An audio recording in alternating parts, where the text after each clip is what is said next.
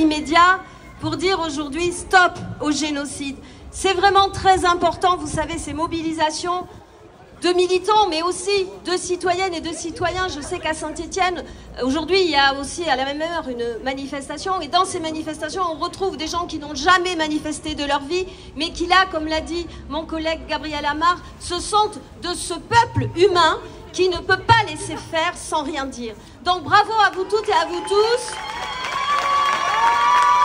Et je veux vous dire à quel point ces mobilisations sont importantes, parce que je veux revenir un petit peu sur ce qui s'est passé depuis le 7 octobre. Nous, députés de la France Insoumise à l'Assemblée nationale, nous avons condamné les crimes de guerre du 7 octobre et nous n'avons pas applaudi au soutien inconditionnel à Israël. Et c'est important. Et ce mot cessez-le-feu, pendant plusieurs semaines, il a été impossible de le prononcer. Et si enfin un jour Macron est arrivé à le prononcer, je crois qu'il a fallu attendre le mois de décembre, c'est parce qu'il y a eu des mobilisations citoyennes partout dans le monde. Et en France, toutes les semaines, je cite souvent le village de Brioude, en Haute-Loire, 4000 habitants qui organisent chaque semaine une manifestation en soutien à Gaza. C'est ça la force du peuple. Alors, je veux vous dire aussi, avant de vous parler de mon voyage, excusez-moi, j'espère ne pas être très longue, mais de vous voir si nombreux, j'ai quand même envie de vous dire que le problème ne date pas du 7 octobre, que le problème ne date même pas de 1948 et de la Nakba. Ce problème, il commence déjà dans les années 20, parce que dans les années 20, on a déjà des Palestiniens qui se révoltent contre des colons qui viennent s'accaparer leurs terres. Donc c'est un problème de colonialisme.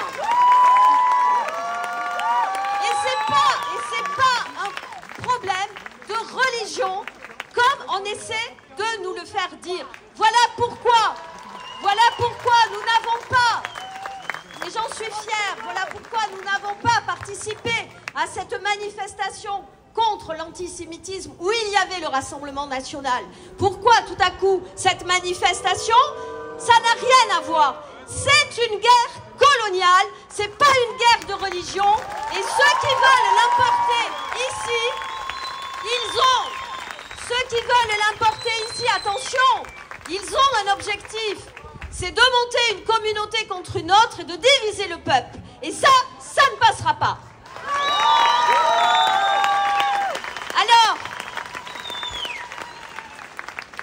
effectivement, nous avons décidé, c'est une initiative qui a été lancée par le député insoumis Éric Coquerel, de nous rendre à Rafah. Nous voulions y aller le plus vite possible. Quand je dis Rafah, entendons-nous bien, c'est Rafah en Égypte. La ville de Rafah a un côté égyptien et un côté palestinien. Donc on ne peut pas rentrer en Palestine, en Israël. Ouais. Bref, à Gaza. Donc,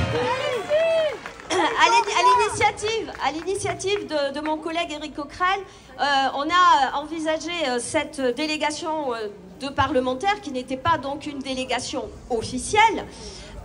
Nous avons été donc 8 députés de la France Insoumise, les plus nombreux dans cette délégation.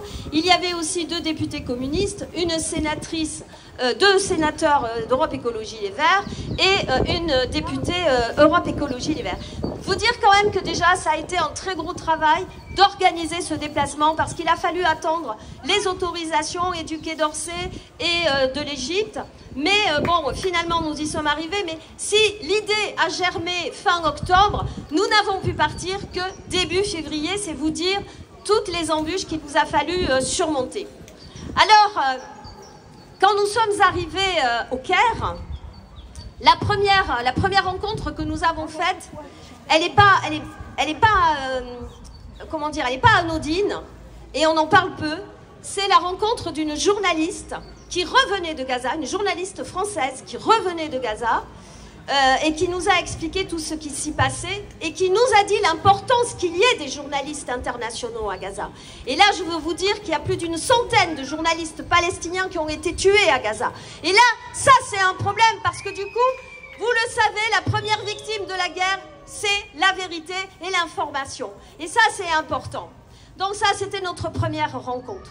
Ensuite, avant de nous rendre à la frontière, nous avons pu rencontrer l'ambassadeur de Palestine en Égypte, avec qui nous avons pu discuter, et il a bien sûr pu nous dire toute l'inquiétude qui était la sienne, et à quel point il comptait sur notre pays. Mais notre pays, c'est-à-dire, enfin bon, le gouvernement, mais voilà, le gouvernement, ça n'est plus le gouvernement qu'on a envie presque de regretter de Gaulle ou de Villepin, qui ont toujours eu une position très claire par rapport à ça.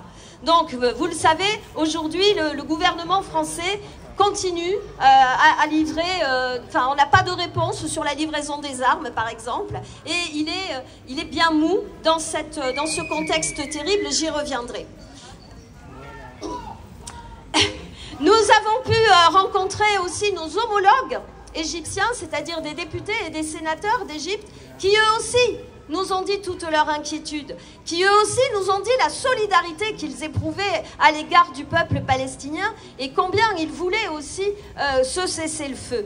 Et certains, ça a été terrible, certains députés égyptiens nous ont dit, nous ont interpellés, mais vous, représentants du peuple français, représentants de la France, du pays des droits de l'homme, du pays des libertés, que faites-vous? Comment ça se fait? Ben oui, mais nous sommes dans l'opposition. Malheureusement, nous n'avons pas le pouvoir, comme l'a dit mon collègue. Donc, nous avons expliqué que nous sommes dans la rue avec les gens qui se mobilisent, et à l'Assemblée, comme l'a dit Gabriel Amar, nous relayons vos voix et nous faisons pression sur le gouvernement. Ensuite, nous avons pu... Nous sommes approchés...